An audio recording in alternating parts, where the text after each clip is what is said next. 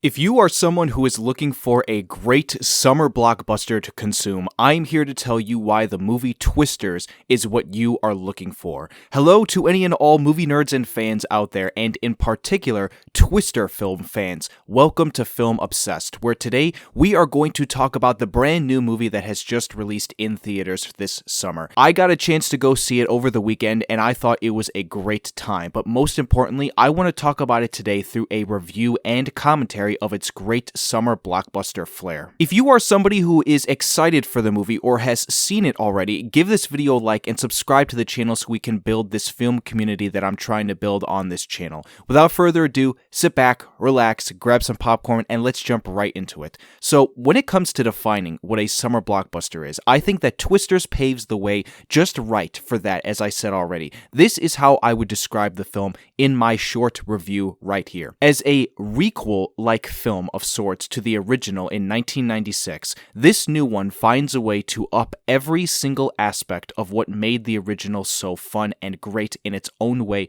as a blockbuster. It's got the dumb fun action and visuals with the tornadoes, it's got the fun cast of actors that oozes charisma and chemistry while grabbing your attention, it's got the great musical score and soundtrack that adds to the tone and atmosphere, and it's also got the heartfelt and emotional story that comes with its understanding of the gravity of the conflict the characters face. All this culminates together for you to be stuffing your face full of popcorn and just simply having a good and fun time.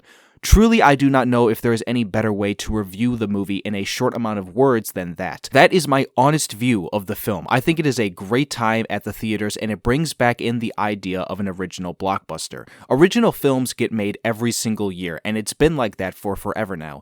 However, original blockbuster films are something that are a lot more rare nowadays and are much more needed. Original blockbuster examples range from all kinds of films like Jurassic Park, Jaws, Back to the Future, Barbie, Mission Impossible, and the list just goes on and on. I think we can happily add Twisters to that list as of right now. The film currently, as of me recording this video, has made $80 million at the box office domestically, which is double what the original made opening weekend domestically, and I have a pretty good prediction in mind that I feel like this movie could make $500 million at the box office, and we could see the Twister franchise become the next $1 billion IP. It is, in my opinion, insane to even say something like that out loud, but I think when you look at the movie as a whole from a quality perspective and just the fact that, again, as I said, it is a good time at the theater, I think it warrants to make that number at the box office. When it comes to me giving my commentary on the film itself, I feel like I'd like to start off by saying that what I saw in this movie was passion and excitement. It feels like the filmmakers and actors and everyone on the behind the scenes wanted to make a good movie, but also at the same time, it feels like these actors are just having a good time making it simultaneously, and I think that that is a recipe for how you make such great films. That's not always the case, obviously, since you don't need to make a good movie just by doing all those things together, but it is something that I feel like I can point to as something that you see in a lot of good films. They went as far to make sure that they did many things correctly with the filmmaking process of everything. They shot the movie in 35mm and on film, meaning that it doesn't have a digital flair to it like you see with some other films that are filmed on digital cameras. I think it is a great way to shoot your movie, but also accentuates the visuals. This movie visually, I think, is very appealing, no matter if it's the shots of the landscapes and many different locations that it's taking place in, or if it's the tornadoes themselves that are on screen from a CGI perspective, which look fantastic. I said it before, but I think that CGI looks so much better when you are shooting in a real place. Most of this movie pretty much, I think, is shot on location, and so the CGI is there on screen in that location, and I think it always looks better that way. Given all the weather in this movie is done through CGI as well, I think that that was something that was needed. The action and destruction is just very appealing and shot well, and if you don't get that right, then a lot of this movie falls very flat given its concept. There is a tornado on screen so much in this movie, and so if it didn't work, a lot of people are just not going to be happy with this movie. I think that Lee Isaac Chung as the director also brought a significant boost to the directing of actors and many scenes of conflict and destruction. Given this is the first time that he's ever directed a film of this size and scale, I actually have to massively applaud him for doing such a great job, because making movies like this is not easy, and to me, he's probably one of the shining examples of where this movie's quality comes through. I can also say the same for much of the cast in this movie, movie, and I think that they also level it up to great lengths.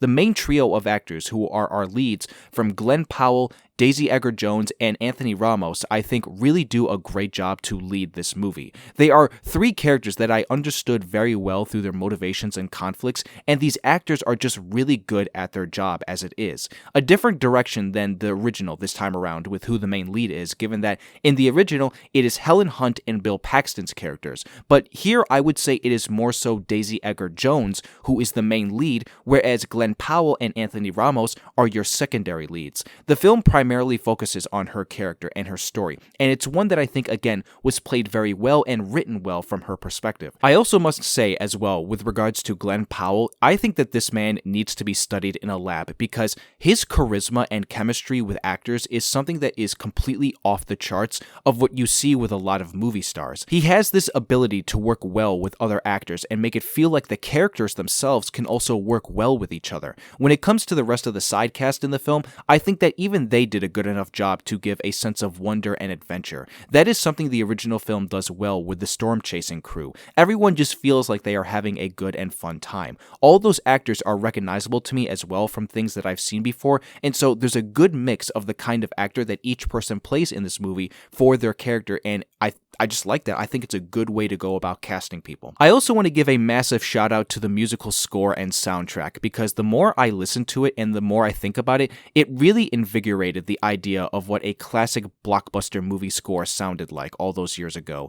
The best way to describe it is that it's very adventurous and filled with wonder. It is one that also makes sense given the tone and the atmosphere and the character motivations of everything going on. It doesn't feel out of place at any one moment. I'm not really a big country music guy at all, but when you consider again where this movie takes place in the United States, it does kind of make sense, and so I didn't dislike it, even if at times I felt like it might have been a little overly utilized. The final thing that I'll talk about here with regards to the movie is the story, because this is an area of the film that I think, if it wasn't done right, I think you were looking at a movie that could have been just trying to do too much with what it needed to do. It is the same thing when it comes to the original film, that movie had an original, simple story about the idea of how do we study tornadoes while committing to one of the most dangerous acts of doing so, which is to get close to them. Obviously, you couple all that in with the fact that it is a disaster movie at heart, and it's meant to show off the destruction and mayhem. It just makes for a well-told story, while also showing you everything that you need to see to just stuff your face with popcorn. It is sort of the same with the new Twisters film, in the sense that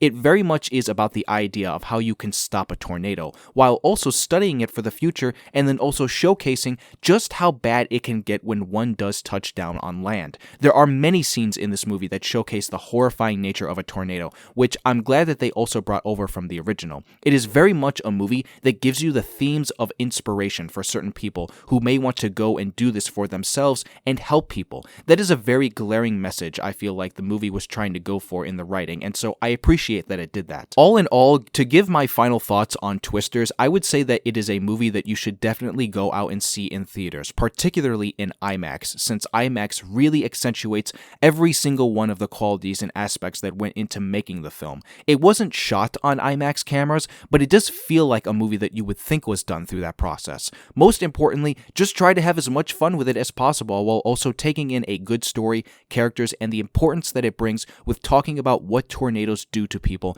and how it can be stopped. With that all being said, ladies and gentlemen, my fellow film nerds, that is where the video is going to end. Leave your comments down below about what you thought about this movie if you've seen it already, and my commentary of it. If you want to see more moving forward from me on this channel with regards to film, and you enjoyed this video, hit the like button and also subscribe to the channel if you are new here, and turn on that notification bell to be updated for when I do again. So yeah, that's a wrap, folks. I hope you all have a wonderful rest of the day, and I will see you soon for the next video.